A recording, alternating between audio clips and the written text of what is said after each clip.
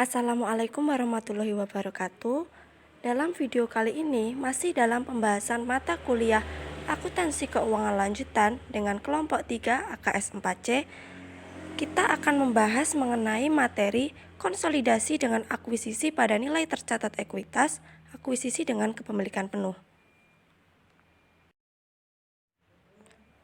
Anggota dalam kelompok 3 yaitu yang pertama ada Puji Astuti dengan NIM 195221096, kemudian ada Mardiana Mukaromah dengan NIM 195221111, dan yang terakhir ada Vinky Juni Anelia dengan NIM 195221113. Dalam materi konsolidasi dengan akuisisi pada nilai tercatat ekuitas, akuisisi dengan kepemilikan penuh, ada 3 poin yang akan kita bahas. Yang pertama yaitu karakteristik konsolidasian dengan akuisisi pada nilai tercatat ekuitas. Poin yang kedua, akuisisi dengan kepemilikan penuh. Dan poin yang ketiga yaitu kertas kerja konsolidasian. Berikut ini adalah penjelasan materinya. Di sini saya akan menjelaskan tentang yang pertama, karakteristik konsolidasian dengan akuisisi pada nilai tercatat ekuitas. Pada bab 2 telah membahas perlakuan akuntansi untuk investasi pada instrumen ekuitas milik perusahaan lain atau investi. Dalam aktivitas investasi pada instrumen ekuitas, suatu perusahaan memungkinkan untuk melakukan pembelian atas bagian atau seluruh instrumen ekuitas yang dikeluarkan oleh investi pada nilai buku tercatatnya.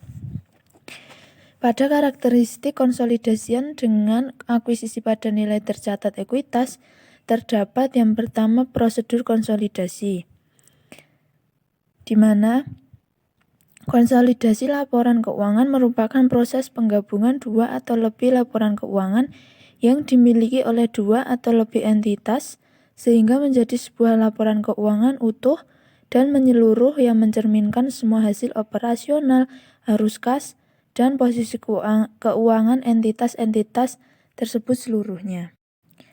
Baik itu laporan keuangan, konsolidasian maupun laporan keuangan terpisah harus mengikuti prinsip-prinsip akuntansi yang diterima secara umum. Adapun menurut PSAK 65/2014, prosedur laporan keuangan konsolidasian ada 3. Yang pertama, menggabungkan aset, liabilitas, ekuitas, penghasilan, beban, dan arus kas sejenis dari entitas induk dengan entitas anaknya.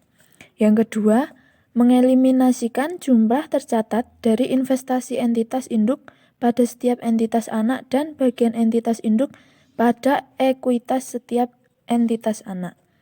Dan yang terakhir, yang ketiga, mengeliminasikan secara penuh aset dan liabilitas, ekuitas, penghasilan, beban, dan arus kas dalam intra kelompok usaha terkait dengan transaksi antar entitas dalam kelompok usaha. Selain itu, pada PSAK 65/2014 menyatakan bahwa jika entitas-entitas dalam kelompok usaha yang akan dikonsolidasikan menggunakan kebijakan akuntansi yang berbeda dengan kebijakan akuntansi yang digunakan dalam penyajian laporan keuangan konsolidasian, maka ketika penyusunan laporan keuangan konsolidasian perlu melakukan penyesuaian untuk memastikan keseragaman. Adapun contoh bentuk kertas kerja konsolidasian sebagai berikut. Kertas kerja konsolidasian terdiri dari beberapa kolom. Kolom pertama diisikan dengan nama-nama akun yang dimiliki oleh entitas-entitas yang akan dikonsolidasikan. Dua kolom berikutnya diisikan dengan saldo setiap akun, baik akun-akun pada induk, perusahaan, dan akun-akun pada entitas anak secara terpisah. Yang selanjutnya yaitu dua kolom berikutnya diperuntukkan bagi jurnal eliminasi yang digunakan untuk menyesuaikan atau menghapuskan saldo pada neraca saldo sehingga nilai saldo konsolidasian hanya mencerminkan seluruh nilai jika seluruh entitas dalam konsolidasian adalah sebuah entitas tunggal. Sedangkan Kolom terakhir berisikan nilai yang diperoleh dari penjumlahan seluruh nilai pada 4 kolom sebelumnya pada kertas kerja untuk setiap akunnya. Saldo pada kolom terakhir ini yang akan menjadi nilai laporan pada laporan keuangan konsolidasian. Kemudian karakteristik yang kedua yaitu jurnal eliminasi. Jurnal eliminasi digunakan untuk menyesuaikan saldo pada setiap akun yang terdapat pada setiap entitas yang akan dikonsolidasikan, sehingga mencerminkan saldo yang seharusnya ketika seluruh entitas yang dikonsolidasikan dianggap sebagai sebuah entitas tunggal. Jurnal eliminasi ini hanya digunakan pada saat proses konsolidasi dan tidak memengaruhi pencatatan yang dilakukan pada masing-masing entitas secara terpisah. Jurnal eliminasi dibutuhkan karena proses konsolidasi tidak dapat serta-merta hanya menjumlahkan seluruh saldo yang dimiliki masing-masing entitas terpisah. Kenapa? Karena biasanya setiap entitas terpisah memiliki perlakuan yang sama terhadap setiap transaksi, baik yang dilakukan dengan pihak berelasi maupun pihak tidak berelasi. Walaupun dapat saja entitas tersebut memisahkan akun yang digunakan ataupun pencatatan yang dilakukan. Kemudian jurnal eliminasi ini digunakan untuk apa? Yaitu digunakan sebagai alat bantu proses konsolidasian dengan menghapuskan berbagai nilai dari transaksi yang dilakukan dengan pihak konsolidasian. Sehingga saldo konsolidasian hanya mencerminkan transaksi dengan pihak eksternal. Jurnal eliminasi ini hanya dibuat dan diperuntukkan ketika proses penyiapan laporan konsolidasian, sehingga tidak memengaruhi pencatatan setiap entitas secara terpisah, serta tidak dibawa dari periode ke periode berikutnya. Maksudnya, suatu jurnal eliminasi dapat dibuat pada suatu periode konsolidasian, tetapi tidak diperlukan kembali untuk periode konsolidasian berikutnya. Contohnya, jika suatu entitas induk memberikan pinjaman kepada entitas anak pada bulan September 2015 dan dibayar kembali pada bulan Maret 2016, maka pada akhir periode 2015, entitas konsolidasian perlu membuat jurnal eliminasi untuk menghapuskan nilai piutang dan utang yang dicatat oleh masing-masing entitas terpisah. Tetapi untuk akhir periode 2016, entitas konsolidasian tidak perlu membuat jurnal eliminasi. Selain itu, terdapat juga jurnal eliminasi permanen. Contohnya, jika entitas anak membeli tanah dari entitas induk seharga lebih rendah sebesar 100 juta dibandingkan harga perolehannya, maka setiap kali penyajian laporan keuangan konsolidasian perlu dibuat jurnal eliminasi untuk menambahkan nilai tanah sebesar 100 juta rupiah yang tercatat lebih rendah sebesar jumlah yang sama pada catatan entitas anak. Yang selanjutnya itu ada akuisisi dengan kepemilikan penuh. Yang pertama ada konsolidasi sesaat setelah akuisisi seluruh kepemilikan entitas anak. Menurut PSAK 65 2014 menyatakan bahwa entitas induk mengonsolidasikan entitas anak dari tanggal diperolehnya pengendalian sampai tanggal hilangnya pengendalian entitas induk atas entitas anak tersebut. Pada bagian ini akan dibahas proses konsolidasi sesaat setelah akuisisi atas seluruh kepemilikan entitas anak.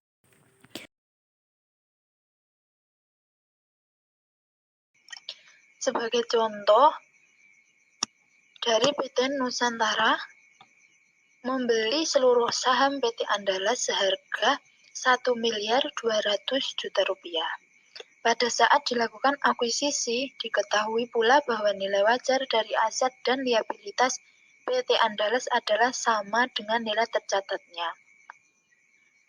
Nilai tercatat dari seluruh ekuitas PT Andalas adalah 1.200.000.000 rupiah, sehingga nilai investasi yang dikeluarkan oleh PT Nusantara sama dengan nilai tercatat dari seluruh saham yang diperoleh. Sebagai gambaran, transaksi akuisisi PT Nusantara terhadap PT Andalas ditunjukkan sebagai berikut. Di mana yang pertama terdapat nilai akuisisi dan nilai wajar KNP, yaitu sebesar 1.200.000.000 rupiah. Kemudian ada nilai tercatat aset bersih PT Andalas, yaitu terdapat saham biasa dan saldo laba sebesar 800 juta rupiah dan 400 juta rupiah. Sehingga total nilai tercatat aset bersihnya yaitu 1.200.000.000 rupiah. Sehingga di sini tidak terdapat selisih atau diferensialnya yaitu 0. Kemudian terdapat laporan posisi keuangan PT Nusantara dan PT Andalas per 1 Januari 2015 sesaat sebelum kombinasi bisnis. Dengan total aset PT Nusantara sebesar 7 miliar dan PT Andalas sebesar 2 miliar. Dan total liabilitas dan PT Andalas sebesar 2 miliar. Kemudian PT Nusantara akan mencatat transaksi akuisisi PT Andalas dengan jurnal yang per 1 Januari 2015. Bagaimana jurnalnya? Yaitu investasi pada PT Andalas terdapat pada debit sebesar 1.200.000.000 rupiah dan kasnya terdapat pada kredit sebesar 1.200.000.000 rupiah. Jurnal tersebut itu untuk mencatat pembelian saham PT Andalas yaitu sebesar 1.200.000.000 rupiah. Kemudian terdapat laporan posisi keuangan PT Nusantara dan PT Andalas setelah akuisisi. Laporannya sebagai berikut. Nah, dari laporan keuangan PT Nusantara dan PT Andalas sebelum kombinasi bisnis dan juga setelah akuisisi, dilihat bahwa tidak terdapat perbedaan laporan posisi keuangan milik PT Andalas.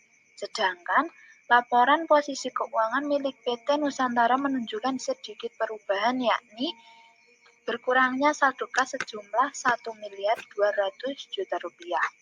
Serta munculnya akun baru, yaitu investasi pada PT Andalas dengan jumlah yang sama.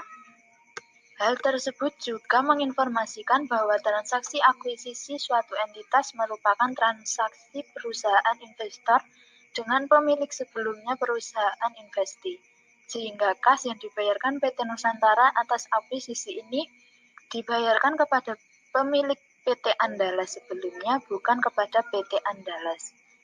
Yang menjadi garis bawah yaitu dibayarkan PT Nusantara atas akuisisi ini tuh dibayarkan kepada pemilik PT Andalas sebelumnya, bukan kepada PT Andalas, kepada pemilik bukan PT Andalas. Selanjutnya, kertas kerja konsolidasian untuk memperoleh laporan keuangan konsolidasian PT Nusantara dan PT Andalas. Sesaat setelah transaksi akuisisi ini, kita dapat menggunakan bantuan kertas kerja yang telah dijelaskan pada bagian sebelumnya. Tabel 3.2 ini menunjukkan kertas kerja konsolidasian untuk laporan posisi keuangan PT Nusantara dan PT Andalas. Dua kolom pertama dari kertas kerja pada tabel 3.2 adalah saldo yang diperoleh dari laporan posisi keuangan PT Nusantara dan PT Andalas seperti yang ditunjukkan pada tabel 3.2. Saldo untuk setiap perusahaan ditempatkan berdampingan untuk memudahkan proses konsolidasi. Jika terdapat lebih dari satu entitas anak yang akan dikonsolidasikan, dapat ditambahkan kolom lainnya untuk entitas anak tersebut. Jadi tabel kertas kerja konsolidasian ini merupakan sesaat setelah kombinasi bisnis. Yang sebelumnya itu sebelum kombinasi bisnis dan ini setelah kombinasi bisnis. Yang membedakan yaitu terdapat kolom jurnal eliminasi dan kolom konsolidasian. Nah, kemudian dua kolom selanjutnya yang digunakan untuk menempatkan nilai eliminasi sebagai penyesuaian atas saldo-saldo yang dilaporkan oleh setiap perusahaan, sehingga mencerminkan nilai yang tepat untuk konsolidasian. Untuk mudah pengidentifikasian, setiap nilai yang dimasukkan pada kolom ini dapat diberikan penomoran yang sama. baik di sisi debit maupun kredit. Sedangkan kolom terakhir merupakan saldo setiap akun-akun yang telah disesuaikan dengan nilai eliminasi dan merupakan nilai yang disajikan dengan saldo konsolidasian. Nah, berikut ini jurnal eliminasinya. Berdasarkan kertas kerja yang disajikan pada tabel 3.2 ini, satu-satunya jurnal eliminasi yang diperlukan untuk menghapus akun investasi pada PT Andalas dan menghapus akun-akun ekuitas entitas anak ini ditunjukkan pada jurnal berikut ini. Kolom pertama yaitu saham biasa dari PT Andalas berada di debit dan saldo laba juga di debit. Nilai senilai 800 juta dan saldo laba senilai 400 juta. Ini berdasarkan tabel kertas kerja konsolidasian 3.2. Kemudian terdapat sisi kreditnya, yaitu investasi pada PT Andalas senilai 1,2 miliar.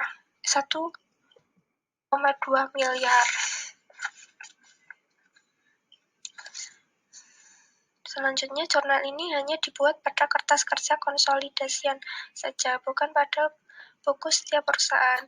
Akun investasi perlu dieliminasi karena dari sudut pandang konsolidasi, suatu perusahaan tidak dapat melakukan investasi pada perusahaannya sendiri. Sedangkan akun-akun ekuitas entitas anak ini perlu dieliminasi karena ekuitas atau aset bersih entitas anak dimiliki sepenuhnya oleh entitas induk. Dapat pula dikatakan bahwa akun investasi pada buku entitas induk ini mencerminkan investasi induk atas aset bersih dari entitas anak.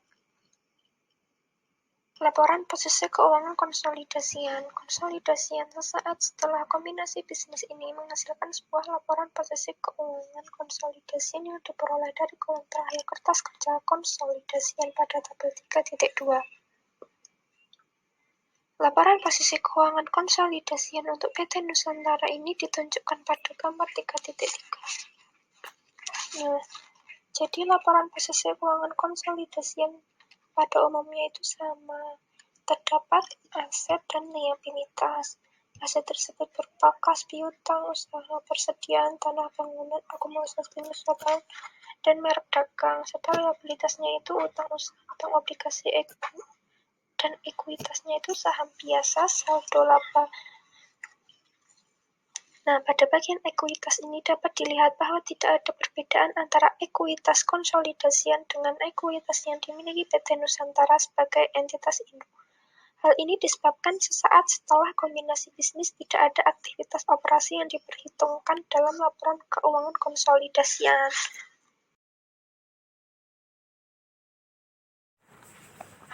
Konsolidasi pada periode setelah terjadinya akuisisi. Proses konsolidasi setelah terjadinya akuisisi akan dilakukan untuk mengonsolidasikan laporan-laporan keuangan yang disajikan oleh masing-masing entitas dalam konsolidasian. Sama halnya dengan pembuatan laporan keuangan individual, setiap entitas laporan keuangan konsolidasian juga dimulai dengan menyiapkan laporan laba rugi komprehensif konsolidasian, kemudian laporan perubahan modal konsolidasian, laporan posisi keuangan konsolidasian, dan laporan arus kas konsolidasian. Kemudian selanjutnya laba atau rugi bersih konsolidasian. Menghitung laba atau rugi bersih konsolidasian pada prinsipnya sama dengan menghitung laba rugi bersih entitas individu, yaitu selisih antara seluruh pendapatan dan seluruh beban. Namun dalam menyiapkan laporan laba rugi bersih konsolidasian, hanya pendapatan dan beban dari entitas individu yang diperoleh dari transaksi dengan pihak non-afiliasi saja yang akan disajikan dalam laporan laba rugi konsolidasian. Secara lebih spesifik, perhitungan laba rugi bersih konsolidasian dilakukan dengan menjumlahkan bagian laba atas entitas anak ditambah dengan porsi kepemilikan entitas induk atas laba entitas anak dan disesuaikan dengan skala penghapusan diferensial atau penurunan nilai goodwill. Perlu diingat bahwa skala pendapatan yang berasal dari investasi pada entitas anak harus dieliminasikan dalam perhitungan laba atau rugi konsolidasian untuk menghindari terjadinya perhitungan ganda. Bila tidak terdapat komponen-komponen khusus, maka dalam kepemilikan sepenuhnya oleh entitas induk, seharusnya laba atau rugi bersih konsolidasian akan sama dengan laba atau rugi bersih milik entitas induk. Kemudian selanjutnya saldo laba dan dividen konsolidasian. Sama halnya dengan saldo laba pada laporan keuangan entitas individu, saldo laba konsolidasian merupakan bagian laba yang tidak didistribusikan kepada pemilik entitas. Dalam hal kombinasi bisnis adalah pemegang saham entitas induk. Saldo laba konsolidasian diperoleh dengan menjumlahkan saldo laba pada awal periode ditambah atau dapat dikurangi dengan laba rugi bersih konsolidasian serta dikurangi dengan dividen konsolidasian. Dividen konsolidasian ini merupakan dividen yang dibayarkan kepada pemilik entitas konsolidasian secara keseluruhan. Dividen yang dibayarkan entitas anak kepada entitas induk tidak dianggap sebagai pembayaran dividen konsolidasian dan perlu dieliminasi dalam kertas kerja konsolidasian. Hanya dividen yang dibayarkan kepada pemilik entitas induk yang dianggap sebagai dividen konsolidasian, karena dalam sudut pandang konsolidasi, pemilik entitas induk merupakan pemilik entitas konsolidasian. Kertas kerja konsolidasian. Selanjutnya, proses konsolidasian pada periode setelah terjadinya akuisisi juga dapat menggunakan alat bantu kertas kerja konsolidasian seperti yang ditunjukkan pada bagian sebelumnya. Hanya yang membedakan kertas kerja konsolidasian setelah terjadinya akuisisi setidaknya memiliki 3 bagian utama, yakni bagian laporan laba rugi, bagian laporan saldo laba, dan bagian laporan posisi keuangan. Tabel 3.3 menunjukkan format kertas kerja konsolidasian untuk periode setelah terjadinya akuisisi.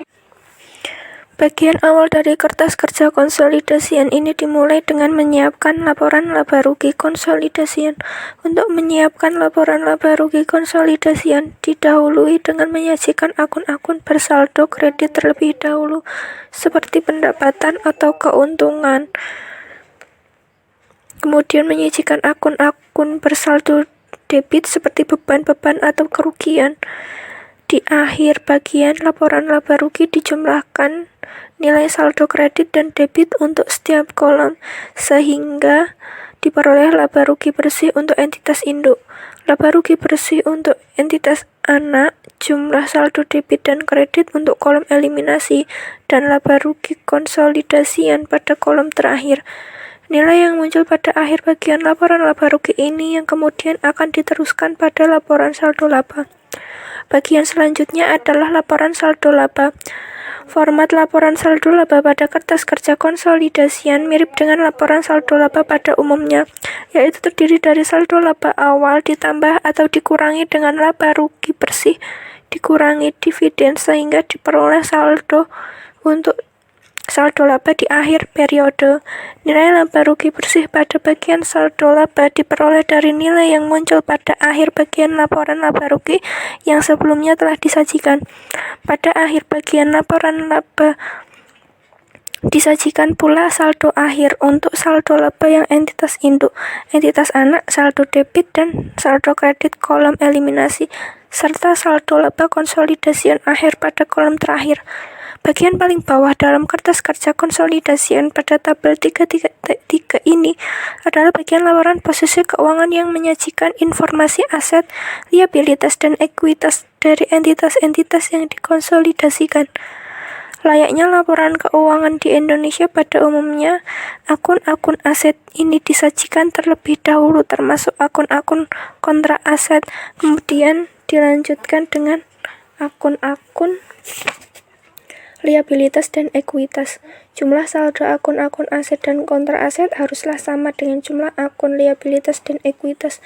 Ketika menyajikan saldo laba pada bagian ekuitas, saldo yang digunakan adalah berasal dari saldo yang sebelumnya telah diperhitungkan pada bagian laporan saldo laba. Kemudian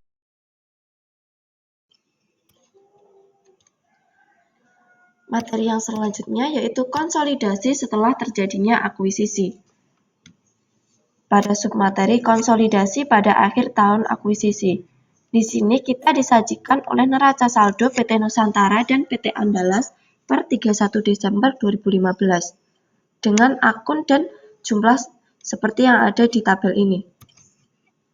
Kemudian, selama tahun berjalan, PT Nusantara mengumumkan dan membagikan dividen sebesar 300 juta, sedangkan PT Andalas mengumumkan dan membagikan dividen sebesar 50 juta.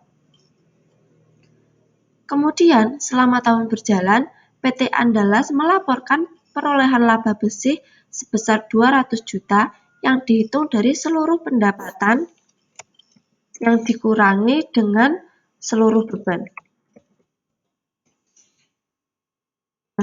Jurnal yang dicatat oleh PT Nusantara yaitu pada 31 Desember karena kita memperoleh dividen dari PT Andalas sebesar 50 juta, maka kas kita bertambah sebesar 50 juta dan investasi kita bertambah senilai 50 juta. Kemudian, untuk mencatat perolehan laba yang dibagikan oleh PT Andalas, yaitu pada 31 Desember, di mana investasi kita bertambah sebesar 200 juta dan kita mendapat laba dari PT Andalas sebesar 200 juta.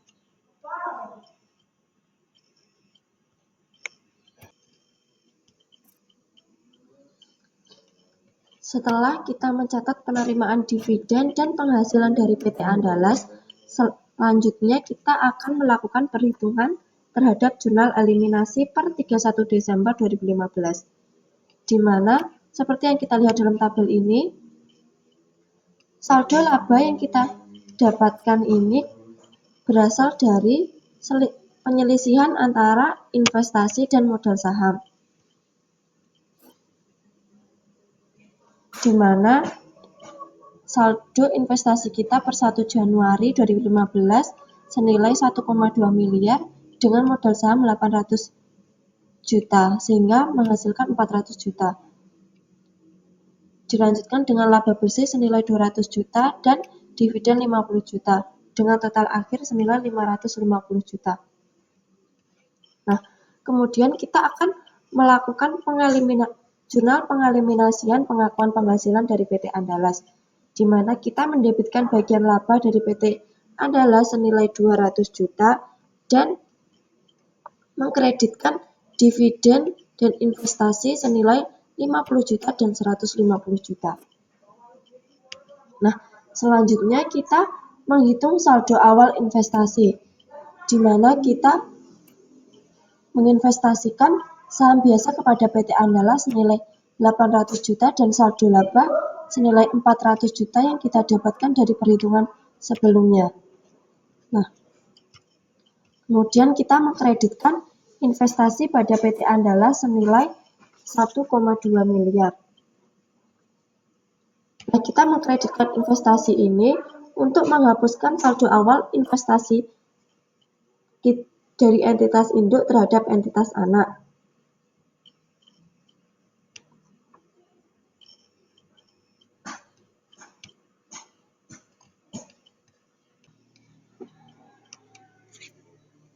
Setelah kita menghitung jurnal eliminasi dari penghasilan dan saldo awal investasi ini, selanjutnya kita menghitung kertas kerja konsolidasian untuk laporan keuangan PT Nusantara. Nah, untuk formatnya sudah kita jelaskan pada slide sebelumnya yang dijelaskan oleh Mbak Mardiana. Sekarang adalah bagaimana cara untuk penghitungannya. Nah, di sini kita mulai untuk menghitung laba atau rugi bersihnya. Laba rugi bersih ini kita dapatkan dari total kredit penjualan dan penghasilan yang kita kurangkan dengan beban-beban. Di sini, di kolom neraca saldo di PT Nusantara, kita mendapatkan total kredit dari penjualan dan penghasilan anak usaha sebesar 5 miliar. Dan di PT Andalas, kita mendapatkan 875 juta. Sedangkan untuk beban-bebannya, PT Nusantara sebesar 4 miliar 200 dan untuk PT Andalas senilai 675 juta. Nah, di sisi jurnal eliminasi, dari penghasilan anak usaha di sisi debit senilai 200 juta. Ini kita dapatkan dari penghitungan eliminasi pengakuan penghasilan bagian laba atas PT Andala senilai 200 juta ini. Nah, kemudian untuk kolom konsolidasian ini berisi penjumlahan antara neraca saldo, kolom neraca saldo dan jurnal eliminasi. Di mana dari penjualan senilai 5.675 dan dari penghasilan anak usaha senilai 0. 0 ini kita dapatkan dari PT Nusantara 200 juta ini kita selisihkan dengan jurnal eliminasi yang 200 juta sehingga hasilnya 0 karena sudah dieliminasi. Nah, yang selanjutnya untuk konsolidasian di bagian beban-beban ini senilai 4.875 sehingga saldo laba atau rugi bersih yang kita dapatkan dari PT Nusantara senilai 800 juta selisih antara total kredit dan debit, kemudian PT Andalas 200 juta selisih antara total debit dan kredit dari penghasilan dan beban, kemudian dari eliminasinya sebesar 200 juta, dan dari konsolidasian sebesar 800 juta. Nah, selanjutnya kita akan menghitung saldo laba akhir. Saldo laba akhir ini kita dapatkan dari saldo laba awal yang kita tambah dengan laba bersih dan kita kurangi dengan dividen. Nah, di sini di kolom eliminasi kita tadi sudah mengeliminasi saldo awal laba sebesar 400 juta yang kita dapatkan dari perhitungan menghitung saldo awal investasi ini tadi. Di sisi debit sejumlah 400 juta. Kemudian 200 juta di sisi saldo laba bersih ini. 200 juta. Nah, kemudian kita selisihkan senilai 600 juta di sisi debit. Kemudian di sisi kreditnya ada 50 juta dari dividen. Ini dividen yang diumumkan 50 juta. Dan hasil akhir dari konsolidasiannya memiliki saldo laba akhir senilai 2.600.000.000. Nah, selanjutnya kita akan menghitung saldo aset dan liabilitas dan ekuitas. Di mana dari aset ada kas dan setara kas, piutang, persediaan, tanah, bangunan, dan peralatan, akumulasi penyusutan, merek dagang, akumulasi amortisasi, dan investasi pada PT Andalas. Di sini yang perlu kita lihat dalam jurnal eliminasi ini ada 150 juta dan 1.200.000.000.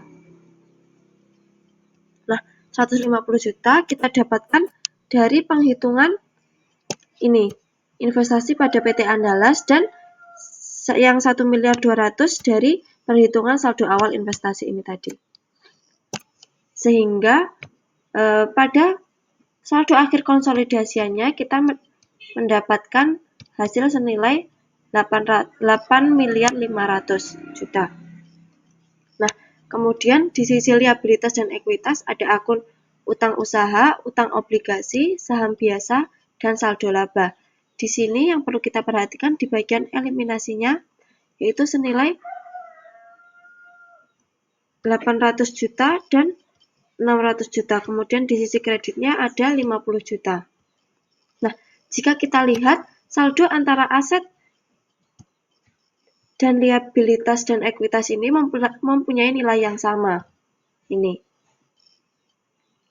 Sehingga ini penghitungannya sudah benar. Nah, yang selanjutnya kita akan menghitung laba bersih konsolidasian untuk PT Nusantara. Perhitungan laba bersih umumnya kita lakukan sama seperti kita menghitung laba bersih pada umumnya,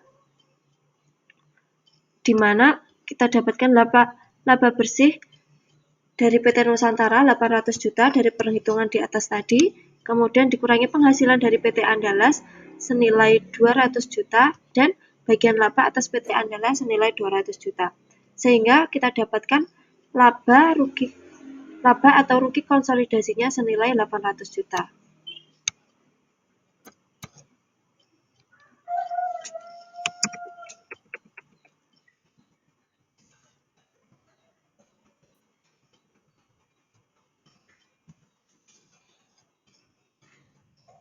Selanjutnya yaitu untuk laporan posisi keuangan konsolidasian PT Nusantara dan entitas anak.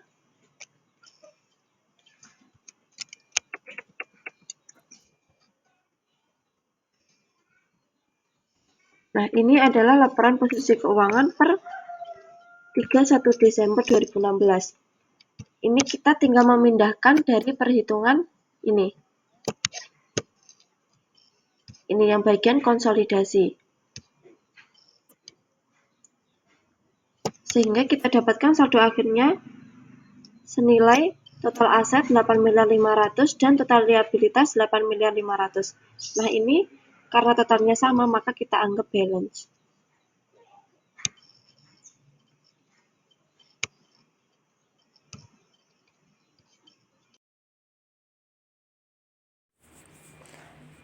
Materi terakhir yang akan saya sampaikan yaitu konsolidasi pada periode setelah akuisisi. Pada prinsipnya, prosedur yang kita jalankan untuk menyusun laporan keuangan konsolidasian pada tahun setelah akuisisi atau tahun kedua setelah akuisisi dan selanjutnya adalah sama dengan prosedur yang kita lakukan pada saat menyusun laporan keuangan konsolidasian pada akhir tahun terjadinya akuisisi atau sama seperti yang sudah saya jelaskan sebelumnya tadi. Nah, namun ada beberapa hal yang perlu kita perhatikan, terutama untuk memastikan bahwa saldo laba konsolidasian awal yang kita gunakan pada akuisisi periode tersebut merupakan saldo laba konsolidasi pada akhir periode sebelumnya.